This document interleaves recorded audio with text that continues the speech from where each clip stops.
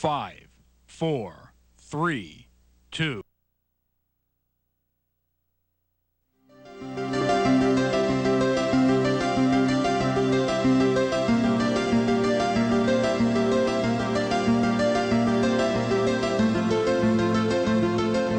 Welcome to Westchester Jewish Community Services.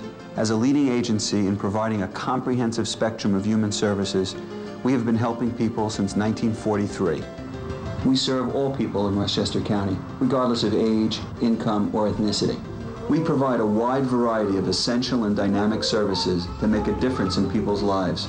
Children, teens, adults, and senior citizens are served by our network of programs located throughout the county. When people come to us for assistance, they become part of the WJCS family. Our highly trained and skilled staff focus on you and your family and are committed to becoming your partner in finding solutions. For more than half a century, we have been connecting people to services that help them overcome mental, physical, or emotional challenges. WJCS is here in your community when you need us. Welcome to the Ways We Care of Westchester Jewish Community Services. I'm Dale Wang, Director of Community Relations. WJCS is funded by UJA Federation, United Way, government grants, private individuals, foundations, and corporations. WJCS is also celebrating its 60th anniversary year. Since 1943, the agency has been providing high-quality health, mental health, and social services to people who live and work in Westchester County. We'll let you know a little bit later how we are going to be celebrating this special occasion. Tonight's topic deals with something I think most people are not yet aware of. Have you ever been wondering what became of the private information that is in your healthcare or mental health care providers' records? Most people visit their doctors or therapists and don't really think about the scribbles that are on their charts or the notes that are in their files until there is a problem. Today, articles about identity fraud and concerns about internet abuses have made the public aware of the potential for misuse of their personal information. To address some of the growing unease and to establish standards and guidelines for transmission of privileged information, the federal government is instituting HIPAA. This National Health Insurance Portability and Accountability Act, which goes into effect over the next year, will regulate how healthcare providers, health insurance plans, and healthcare clearinghouses transmit and maintain information about all of us. As a mental health care agency, WJCS will be required to comply with the new HIPAA regulations. While most of our operations will look the same to those who visit our mental health clinics, there is much going on behind the scenes to ensure that we will be meeting the standards set by the United States Department of Health and Human Services. Tonight's program will give you, the consumer, a glimpse into how our organization is making the necessary adaptations that will guarantee your privacy and what these changes will mean for you. To help us understand the implications of this quite complicated act and the challenges of HIPAA, we've asked some experts from our staff and from an associate agency to talk to us. So we have invited Gilad Rosner, who's the Director of IT Projects for the Coalition of Voluntary Mental Health Agencies. Welcome, Gilad. Thank you, Dale. And Debbie Baker, who has assumed the position of the WJCS Privacy Officer. So thank you. In the first half of this program, we will be focusing on the privacy aspects of the new regulations. The second segment will look more closely at how security of information will be maintained. So, let's start to attack this. Gilad, can you give us a little bit of an idea of what the impetus for an act like HIPAA has been? Well, for the parts of HIPAA that we're concerned with here, HIPAA started out as two separate ideas. One the idea to standardize electronic transactions so that costs would be lowered across the healthcare industry for the overhead that it is required to maintain relationships between providers and payers and insurance companies and plans. The second part was Congress's intent to create federal standards for the protection of patient data and medical records. So the first part of it was accomplished through the Congress and through executive agencies where standards were created for the transmission of certain aspects of the payment and provision of service process. For the second part, Congress said to itself, we will come up with standards for medical privacy within 2 years, and that was from 1996 to 1998. And if we don't, then HHS, the Department of Health and Human Services, will pick up the ball and will come up with the regulations themselves for how to specify what in records are private, how you can disclose, and how you can use this information. So basically, this is something that's come about because people are using electronic information more. Is that right? You know, one of you likened this to e-commerce, and you know, how has that way of doing business affected this kind of information? Well, everybody's concerned about the openness of computer networks and the fact that digital data is so easily copied, and sometimes security is an afterthought in certain systems. Certainly the federal government has historically had problems with their computer security systems, and they're taking great steps these days to address that. So the security rule of HIPAA, which will be coming out very, very soon, in any week now, will certainly start to address how to shore up these networks and to make sure that the information is locked down and that outsiders can't infiltrate these systems. And the privacy rule will help determine what exactly has to be kept in that locked box. How are they defining who should have access to private health information? Do you have some ideas about that? Who should have access? Yeah, to it? yeah. Professionals, your mental health professional, doctors, anybody who is going to be treating you should have access to your protected health information.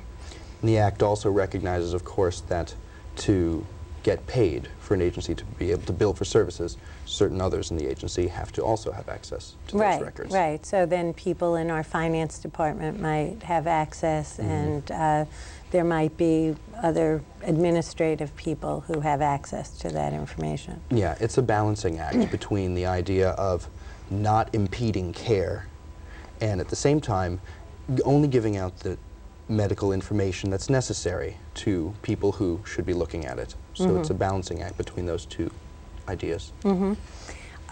This also, I thought, what was interesting was that we're going to great lengths now. This will standardize the kind of forms and everything else that goes to insurance companies. You know, all of us have so many different things that you always have to fill out for different companies. Right, How absolutely. are we going about that? Right now there are over 400 different formats that payers and providers are using. So the Department of Health and Human Services wants us to just use one form. So by streamlining the form, it should reduce clinical paperwork time, it should reduce errors, and also money and time as well. That's tremendous, I think, to bring it down from 400 different formats to one. I don't imagine there's much resistance to that, do you? There's certainly a lot that has to get done before agencies get to that point, but it's acknowledged in the industry that that aspect of HIPAA is the one thing that will save costs. The one thing that can save cost over time is the reduction of paperwork and overhead. This will also, it has to do with insurance companies, Medicare, Medicaid, any other groups that would be affected? Any payer, provider, HMO, or health plan, or clearinghouse will be caught under HIPAA. Okay.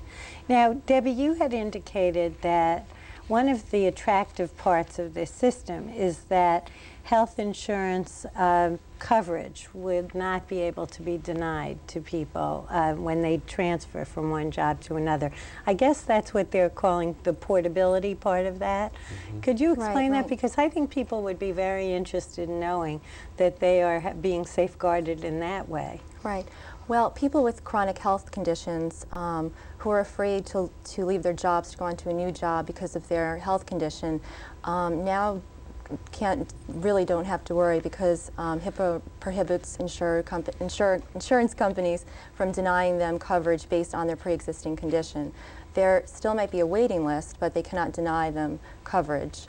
And you might not be able to get the same insurance company that you had previously, but they have to give you the opportunity to purchase a similar plan.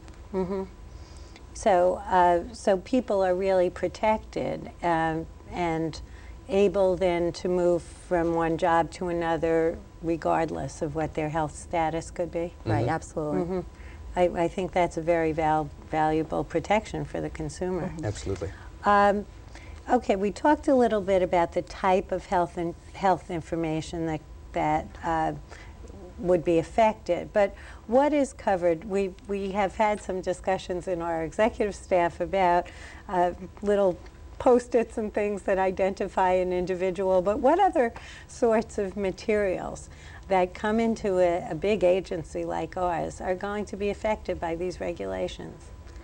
Well, I think every piece of data that contains an identifying feature of the individual, a name, social security number, address, date of birth, social security number, any piece of information that can identify the client is protected, needs to be protected. For it to fall out of that category, you have to strip off something close to 18 different identifiers to make the information de-identified, or have a qualified statistician look at the data and say, yes, nobody can identify the client from a record like this. So it does go to great lengths to assure that information that can be tracked back to an individual is considered private and confidential. So it's not good enough just to pull off somebody's name or telephone number or social security number. Yep, it's all got to go. Okay, and this will affect health claims, payments, everything that goes through electronically or on paper. That's accurate. The individually identifiable information and is the set of information that can lead back to a person through demographics, or if you were to be able to take just a few pieces of information and go to the DMV and piece back the person's identity. The idea is to eliminate any of those loopholes that you could use to find out who somebody is. And then health information is anything relating to a person's treatment, prognosis, condition, history, anything at all that could be construed as healthcare information. Well, let's talk a little bit about what agencies are doing to adapt their systems to assure compliance. Maybe you can give a little general overview, and then Debbie can talk about what WJCS is doing. Sure. Well, the Coalition of Voluntary Mental Health Agencies is trying to educate and do outreach on HIPAA to help our member agencies to tackle this very large problem. And some of the issues that are coming up, of course, are the new paperwork that's added by HIPAA, an example of which you have to give a notice of your privacy practices, how your information will be protected and how it will be used. And so the first time you see a patient after April 14th of 2003, you have to make a good faith effort to record the fact that you gave the client your privacy practices. So changing your intake process to allow for that is one element of this. Certainly you have to perform a lot of training. Training is mandated by HIPAA. You have to train every single person in your agency whose job is affected by HIPAA. And that pretty much touches everybody, because most people in agencies have at least some access to healthcare records. So that's one process, additionally, that has to be affected. security is something that you have to start thinking about, and then there's accounting and tracking disclosures. Every time you make a disclosure of health information outside of the idea of treatment, if you're disclosing for treatment, that's fine. But if you're making a disclosure for reasons other than treatment, it's very possible that you'll have to then track the disclosure of that information, to whom and when, so that later you can give the patient an accounting of those disclosures if they ask for it. Mm-hmm. Okay, Debbie, let's get specific to WJCS. Okay. How are we beginning to implement, to work on what will eventually be the implementation of this? Well, we have created a notice of privacy practices. Like Alad said, we will be distributing that starting in April. We might even distribute it a little earlier than April. It's also going to be posted on our website. If staff wants to review the notice of privacy practices, or consumers, clients, if they'd like to do that, they can go to our website. We're going to have new fax procedures, new emailing procedures, how to protect the client's information, confidentiality, and we have to make sure our fax machines are located in a secure area, that other people don't have access to it, who's not supposed to have access to it. Mm-hmm. And we're going to be doing extensive training for employees. Every single employee has to be trained on our new procedures. Mm-hmm. So you'll be starting at the top and training people, and then it'll have a kind of trickle-down effect? Right, Is that right, what you're yes. anticipating? Mm-hmm. How will you ensure that someone coming into the agency for the first time is really, they may sign something. How will you assure that they are reading and digesting all this material? Or don't we have the responsibility to do that? Do we have? No, actually, we don't have the responsibility to make sure that they read the notice. We have to make sure that they receive the notice, or that we make a good faith effort that they did receive the notice. And they'll have an opportunity to speak with their therapist, or they can also give me a call, and I can explain some of the issues that are involved in copying their medical records, or if they want to make a change to their medical record, or if they want this disclosure log. Mm-hmm. So, I just want to diverge a little bit. Is this consumer-driven? Do you think that this was consumer-driven, that people were being concerned about where this information was going? I think that the confidentiality and medical privacy aspects of HIPAA were consumer-driven from a very high level. It was Congress's intent to make certain that protected health information was a priority for the national healthcare system, that privacy and confidentiality was being taken seriously at a federal level, because prior to HIPAA and its medical privacy provisions, it was a patchwork of state laws that protected personal information, private patient data. Mm-hmm. So it can be inferred that it was a consumer-driven effort to make these systems more secure and to specify exactly what was private. It's kind of a level of ethics that Congress was trying to inject into the system and create a level playing field. Mm-hmm. Right, so HIPAA provides a floor but not a ceiling. So if the state law is more strict and it gives the clients more access to their records or more privacy or confidentiality, then that's the law we have to follow. Mm-hmm. So HIPAA is more of a floor. Uh-huh. And in reality, the New York State guidelines were more stringent along the way. In some cases. Mm-hmm. But they didn't necessarily require the forms and all of the documentation that is now required. Right, absolutely. But an agency like ours maintained confidentiality and maintained a lot of this type of privacy protection before this was instituted. Right, yes. Mm-hmm. Yeah, mental health is a particularly sensitive field for private information, and so most agencies have already taken HIPAA very, very seriously. It's now more a question of some formal changes. Mm-hmm. Debbie, we've also have the responsibility to ensure that people, outsiders, business partners who connect with us in probably not very regular ways, also have to abide by this. How do you ensure that? Right. Well, we will have to arrange business associate agreements with our the people that we do business with, especially our software vendors, anybody that will have access to protected health information that they'll need to see to do their job. So software vendors will need business associate agreements with, auditors, lawyers, and such. Okay, and so any kind of professional associations, insurance companies, everybody has to sign that they are similarly involved in protecting people's privacy? If you provide services to or on behalf of a covered entity, you must be covered by this business associate agreement. Between two covered entities, the agreement is not required. So if Westchester Jewish were sending one of its clients to another agency for treatment, then a business associate contract would not be required. Mm-hmm. Okay.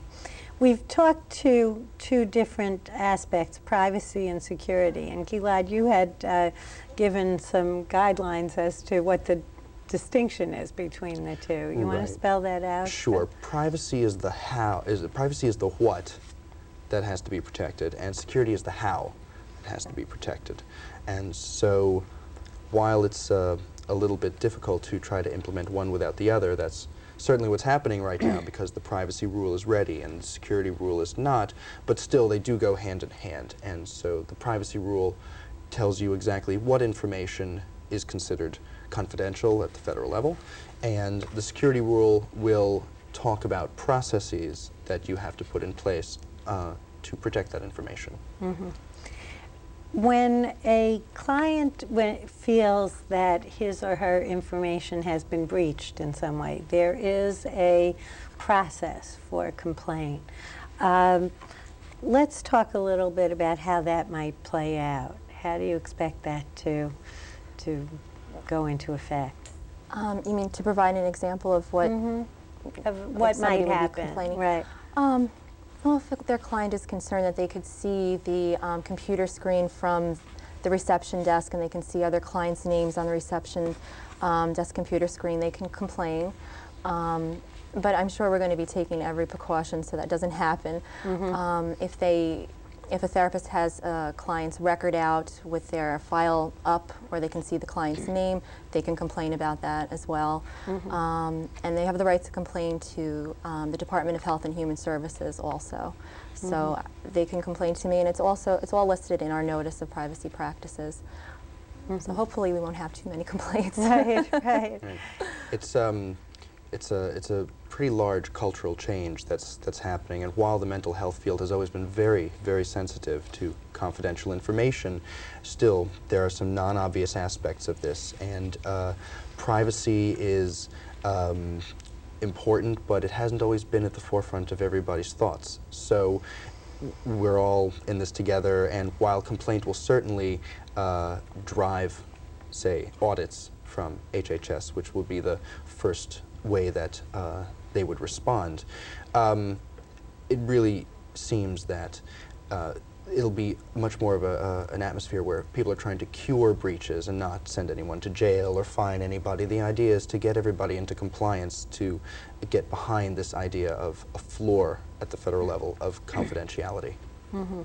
So we were talking today about the HIPAA police, and we were wondering who they are. Well, the HIPAA police are the Office of Civil Rights from the Department of Health and Human Services. They are responsible for the privacy rule. And so you could conceivably go and complain to them, and they would most likely come and start either an investigation or an audit. It remains to be seen. Debbie, you will be the point person. So what do you anticipate the procedure would be? A person would come to you, and then how would you expedite looking into a complaint? Is there an outline procedure for that? We have a draft right now. Hopefully they can give me a call or send me an email, and I will forward them some paperwork that they would have to fill out. It would then go to whoever they're making the complaints against, supervisor, who will investigate the complaint, and then it will go to our Quality Assurance Committee, and it will come back to me. Mm-hmm. Are you expecting that there will be a strong amount of government oversight on this, so that we are having a government looking for compliance at every turn? We were talking at our office today about, how all of these details need to be attended to, and will the government be coming in and looking at all of these things to regularly assess whether we are in compliance? Within the first few years, that's not my sense. It appears that audits and other reviews will be complaint-driven over these next 2 to 3 years. At least that's what's being informally said. HHS knows that these are very challenging regulations to implement.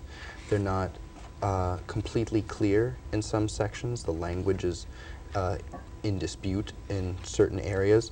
So I think that everybody expects HHS and other elements of the government to go easy on health providers in the initial years of this regulation. It's gonna take a while. We have a big healthcare system, and this just doesn't only apply to mental health. Of course, this also applies to hospitals and small providers of any kind of healthcare service. So when you're dealing with, say, a very, very large hospital system, those are systems that will take a long time to come into compliance if they hadn't started their compliance efforts early enough. Mm-hmm. So I don't expect the government to be leaning on agencies for a little while. Mm-hmm.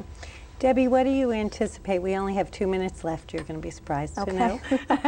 What do you anticipate will there be a difference that clients will feel when they come into our offices going forward? I think they'll get a sense of relief, and I think that they will really feel that their information is going to be protected to the maximum extent.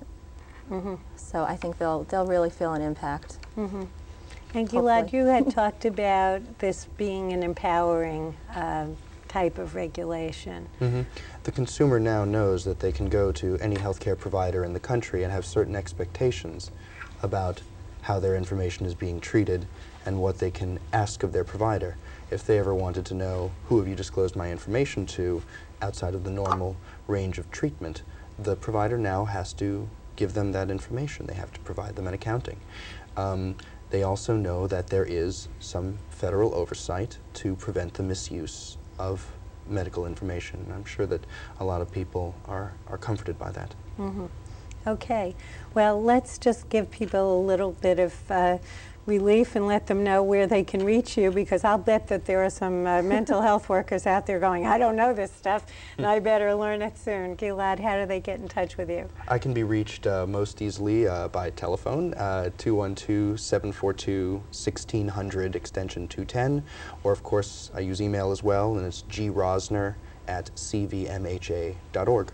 Okay. And Debbie, if they want to talk to you about WJCS and our plans? You can call me at 914-761-0600, extension 315, or they can send me an email at dbaker, B-A-K-E-R, @wjcs.com. Okay. Thank you both very much. And in our second half, we'll be talking about securing these systems and how we're going to go about that. In the meantime, I want people to know that on March 8th, 2003, we will be celebrating our 60th anniversary with a gala event, and if you want information about that, please give me a call at 761-0600, extension 205. Stay tuned for our second half. Thanks.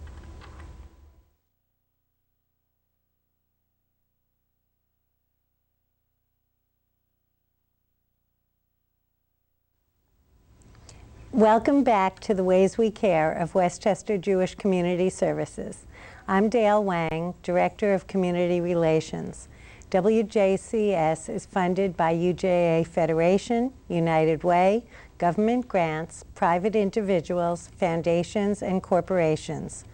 This is WJCS's 60th anniversary year, And we will be celebrating with an anniversary gala on March 8th, 2003. I'll tell you a little bit more about it at the end of the program. But during 2003, consumers of mental health services in clinics and private offices nationwide will be receiving information about new regulations which will affect all of us. You are probably unaware that HIPAA, which stands for the Health Insurance Portability and Accountability Act, is federal legislation that will be aimed at guaranteeing the privacy of personal information that is transmitted internally and externally through mental health and healthcare facilities. In our first segment this evening, we looked at ways in which these new regulations address privacy concerns of individuals and how agencies, including WJCS, have been adapting procedures to ensure compliance with the intent of the regulations. Tonight, to enlighten us a little bit further, we are going to continue discussion with Gilad Rosner, Gilad Rosner, Director of IT Projects for the Coalition of Voluntary Mental Health Agencies. Thank you for joining us, Gilad. Thank you, Gail. And in this segment, he's joined by Vic Savino, who is the WJCS Chief Information Officer. Welcome, Vic. Yeah. And Bill Grossman, who is our Hartsdale Clinic Director and Anasazi Project Manager. And for all of you who don't know what Anasazi is, we'll tell you later. In the first half, we looked at the privacy aspects of these new regulations. This segment will look more closely at how security of information will be maintained. So we're going to look a little bit at the behind-the-scenes changes. But let's start, because some people haven't gotten the first half, let's give them an overview of what HIPAA is and what has been the impetus for it. Well, HIPAA is a body of federal legislation that, among other things, requires the privacy and security of patient data records. And it came out in part from a desire to create a federal floor for the protection of patient data, and also a desire to standardize the electronic transactions that happen between payers and providers and clearinghouses, HMOs, and plans. Mm-hmm. So in a sense, as we discussed in the first half, this is going to involve making patients aware of their rights, standardizing forms. What other ways will it be affecting consumers who come to our offices? Well, it creates a floor such that no state can have laws that are less stringent than HIPAA on how to protect information. And so there are a set of guidelines, minimal guidelines, that each agency must follow to make sure that confidential information remains confidential. Mm-hmm. And as we brought out in the first segment, we have always, in mental health agencies, it's been very important to maintain confidentiality. So to some extent, this isn't a major change. Right. In behavioral health care, confidentiality has always been taken very, very seriously. It's some of the most sensitive information a person can have in a medical record. And so some of the changes will be formal, and some of the changes will be systemic. And there'll be some new processes that have to get added in order to comply with the requirements. Mm-hmm. For the purposes of our discussion here, let's define the differences between privacy and security. Sure. Privacy is the what of what information gets protected, and security is the how that information is to be secured. So if you could summarize the privacy, what is that? What kind of information will be protected? All healthcare information related to a person is to be protected. So that includes current health status, any treatments that have been received, prognosis, anything related to a person's health and medical condition, be it mental health or physical health. So people should be aware that this not only affects them in mental health agencies like WJCS, but it will affect when they go to the doctor, when they go to any other, I think you also mentioned dentists, any other kinds of health professionals. Right, podiatrists, dentists. If you break a finger, HIPAA requires that that information be kept private. Okay, so this is very sweeping changes. Do you have a sense, Bill, because you are dealing with our consumers on a regular basis, whether this type of health information and whether there was a concern about the use of this information, that this came from a consumer orientation or that this is something that people are Well, I think more aware of? consumer groups have been very concerned about this for some time. As Gilad said in the first half, they were, I'm sure, part of the impetus for passing the legislation. On the other hand, we in this culture, I think, have over the past number of years been almost we've sort of been expecting that there is less privacy out there. Whenever we go on the internet, we're putting our credit card numbers on there all the time. There's a looser sense of it. I think that, and along with the looser sense of security, people, I think, are becoming a little anxious about it. They have reason to be. Right. There are folks out there who make a business, in fact, of providing healthcare information to attorneys, private investigators, and it's not hard to get. And certainly, the hope here is that that will be harder to do. Someone told me the other day that you can put your name in. They can put your name in, and someone finds out your age on the internet. And I thought that was scary information too. Yeah, anyone can do that. Anyone can find that out. All right. Well, I know where to start protecting. Yeah. A lot of DMVs can provide and sell information that the states don't restrict them from doing that. Okay. So, but we're protecting the mental health information, and how we're going to go about that is what we want to talk about now. Vic, you're involved in helping us to secure this information. How are we going about ensuring that we will be putting in the safeguards required under the HIPAA regulations?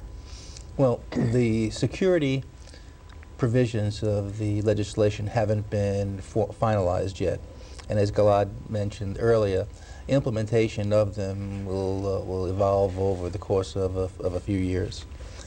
But very simply, access to information. Once, in accordance with the privacy rules, access to certain patient information is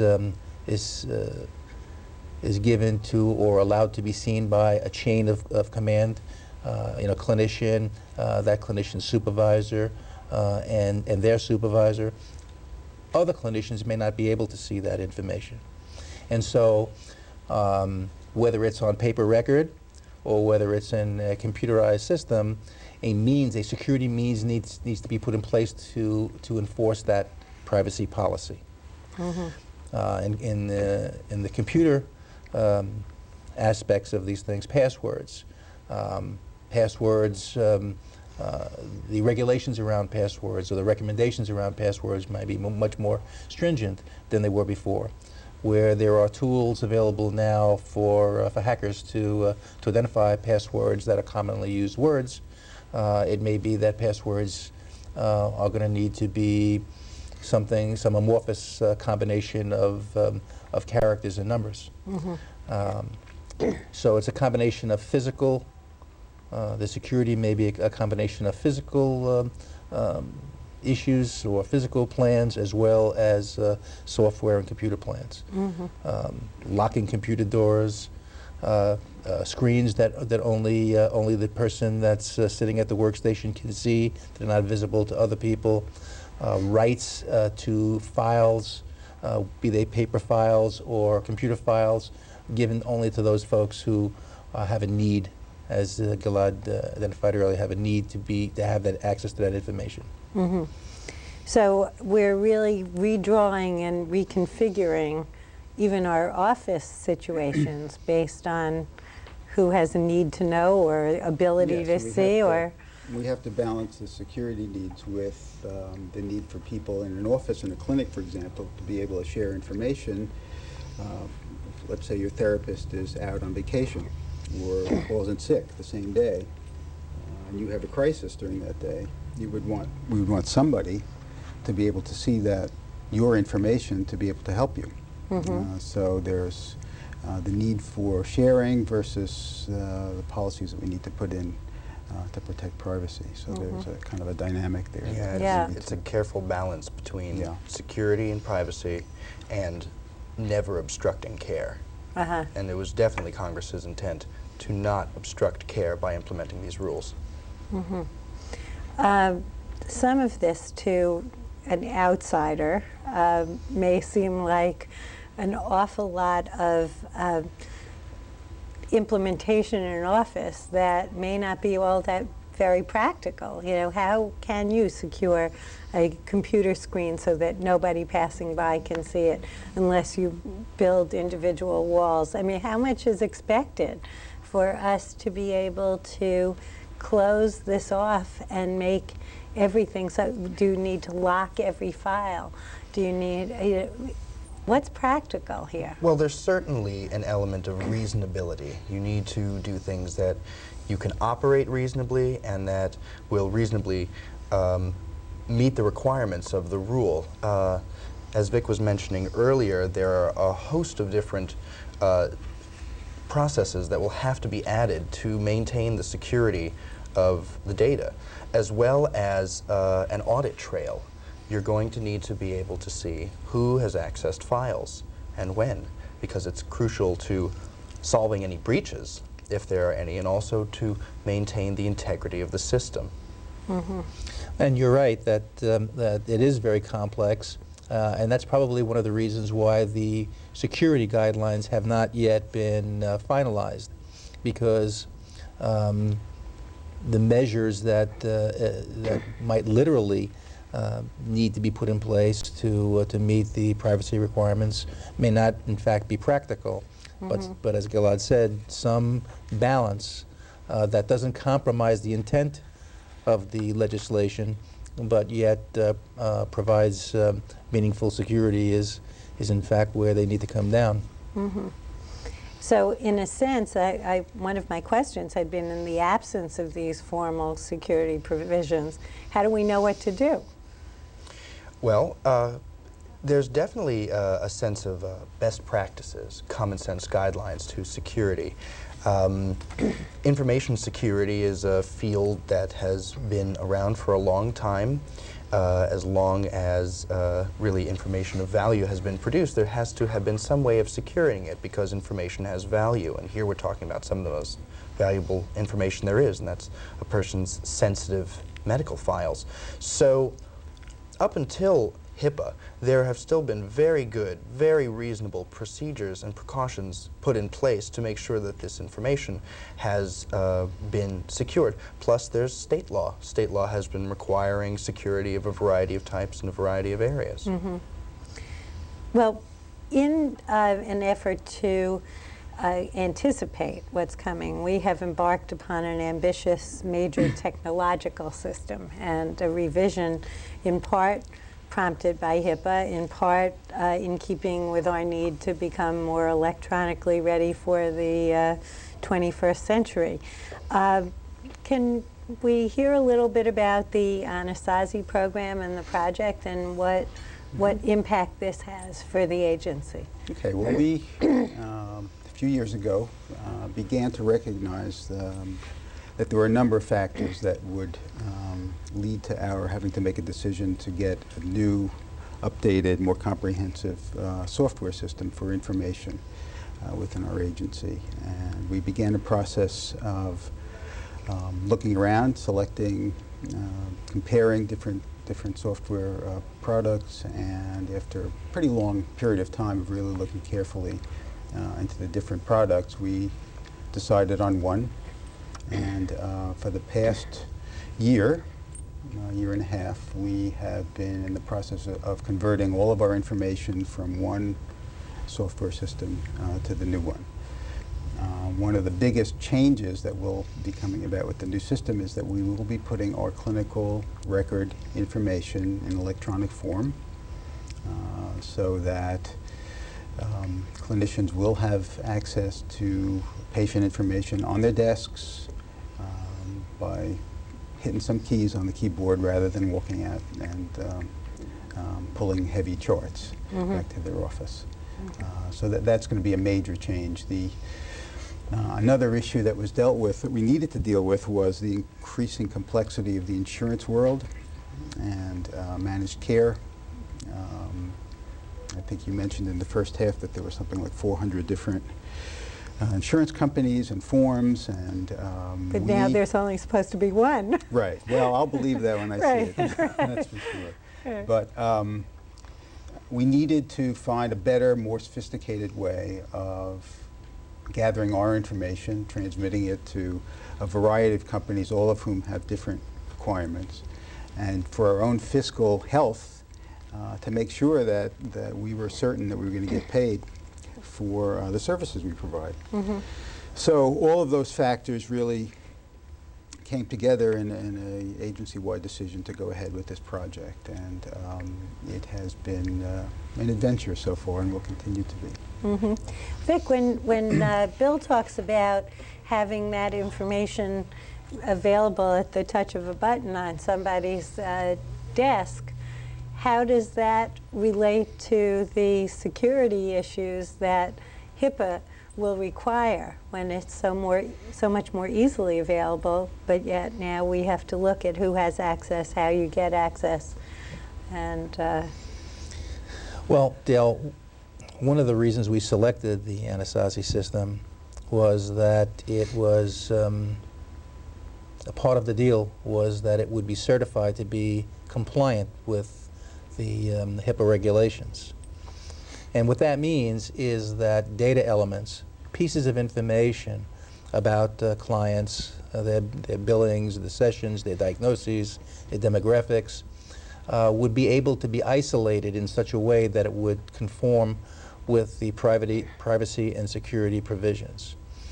That an initial review has been made by an attorney that worked for the government in the, I believe, in the area that the HIPAA legislation was formed, and the initial review is that that the system is, as designed, in an upcoming revision, will be HIPAA compliant with the provisions of the HIPAA registration regulations and law. So in a sense, what this software program is supposed to be able to do is not allow someone in the finance department to find out things that they don't need to know. Right. There is a security schema that allows for limiting access to information at a very granular level, so that people have enough information, have access to sufficient information to do their job, but not general access to all of the data that's in the system. And by the way, we may be facing redefinition of what a person's job is. That may be a byproduct of the legislation. Could you spell that out? What do you mean? What I mean is that people who had, in general, in the past, had access to certain information because the scope of their job was broad and touched several areas. It may be that may not be the case. So someone processing a bill for payment would need only to know how many hours somebody was in, rather than what the diagnosis might be or something like that. Well, they may need to know that there is a correct diagnosis as opposed to what the diagnosis might be.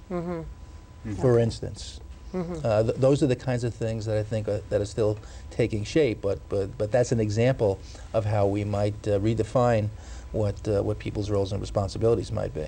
Yeah, there's this real sense of role-based access to the information. Now, in, of course, the nonprofit world, people wear many hats.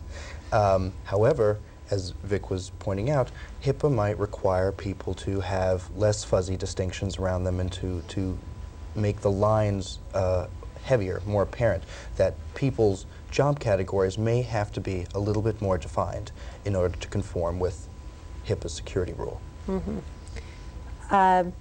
Let's talk a little bit more about what the new software system will enable us to do, because I think that aside from HIPAA, there are some exciting parts of what people will be able to do with this as far as clinicians, and I thought that that would be of interest to those who use our services.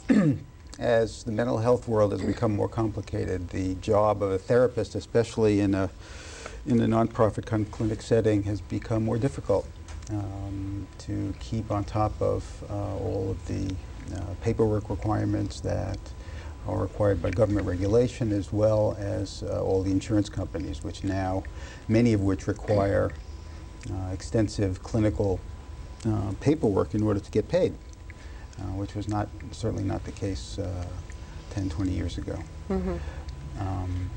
So therapists need ways to organize themselves better, and we feel that the new computer system, the software system, will help them do that. They will be able to save steps.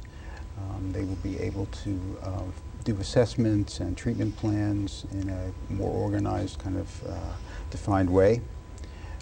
And we expect that they'll both do it more efficiently and more accurately, and hopefully save time as well for themselves. We have a lot of different venues and a lot of different programs.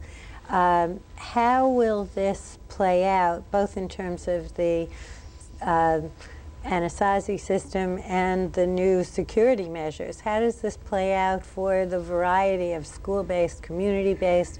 You know, how do regulations affect all of those different, you know, we're like an octopus with people in different places. Yeah, the off-site programs, the school-based programs, we have programs that go into the community and see people in their homes or in coffee shops or wherever. That presents a whole different level of security that I'm not even sure that our friends in Washington have totally thought about or thought through completely. I mean, it's one thing to be sitting with therapists in the privacy of an office. It's another thing to be sitting in a coffee shop with other people and talking about your life, which is sometimes the only way to reach people. Whether the HIPAA police will be sent out to coffee shops to arrest people to do this, I doubt. Yeah, I think it gets down to the issue of reasonability and obstruction of care, is that these regulations are not intended to obstruct care in any way, and if going to a coffee shop is the only way you can do it, I don't think HIPAA wants you to stop. Right. I mean, it will raise some issues for therapists out in the field. They won't have computers that they'll be carrying around with them, at least the desktop computers. Anasazi has created a laptop system that could be used by people who do mobile work to do their records and in a secure way upload it to the central system to update their charts. We haven't got to that point yet, but it's something that might be there in the future. Right, for us. right. One other question, we only have 3.5 minutes left. This is an unfunded mandate. Do you want to explain what that means and what that means for agencies struggling in this environment with budgets and state budgets and what that means? It means that the government has set down some requirements and has not provided any money to help make them come about. This is handed down from on high, and agencies have to just get in line and do what the government says. So the unfunded mandate is that Congress has said, do this, and now we must. And of course, in the nonprofit mental health sector, budgets are a critical problem. Most agencies are having all kinds of different budget crises. Certainly in the state of New York, with the state's budget in its current and the current problems it's experiencing, will trickle down to all community-based mental health and behavioral health care services providers. So There are a lot of provisions of HIPAA that will require huge amounts of staff time, as well as there are costs for training, bringing in consultants, bringing in lawyers. Any kind of help that costs money is going to impact the bottom line of these agencies. Mm-hmm. But I would add that it really is the right thing to do. And while no one is cheering from the standpoint of having to do all of the work that's necessary to get this in place, I think we all recognize that it is the right thing to do and provides will prevent some of the wrongs that have been visited upon folks in the past from continuing into the future. And we just need to sign on and deal with it the best way we can. We look to the extent that we can get some support from government in making a implementation practical, financial support of one form or another. That certainly would be useful, but I think we're all committed to making this thing work. Mm-hmm. And I guess we're fortunate to be able to put into effect this new computerized system, which will help us in some way to do that. Absolutely. So, well, I thank you all. Vic, you want to just tell us about the website and what's going to be on the website in terms of the HIPAA information for people? Well, Debbie mentioned earlier that that our privacy policy would be people interested in WJCS services or the WJCS privacy policy, that it would be on the website, and in fact it is. Mm-hmm. Right on the bottom of our homepage, there is a link to our privacy policy, which is posted on our website now. Okay, and that's www.wjcs.com. Yes. Okay. I want to thank you all. Gilad, you want to give the number again where people can reach you if they need further information? Sure. I can be reached at 212-742-1600, extension 210. And also, if you go to www.cvmha.org, there's a link there to take you to the HIPAA information page that the Coalition maintains. Okay, and I'm not sure that they need to call you, but you want to give them your number? Okay, let them call you, Bill. Right now, my phone number is 914-949-7699, extension 373. Email is bgrossman@wjcs.com. Okay, well, thank you all. Thank you, Vic. Thank you, Bill. And thank you, Gilad. Thank you, Tom. And again, we are going to be celebrating our 60th anniversary, March 8th, 2003. With a gala event. If you're interested in information about it, please give us a call. Call me at 761-0600, extension 205. Thanks again for enlightening us, and watch your private information.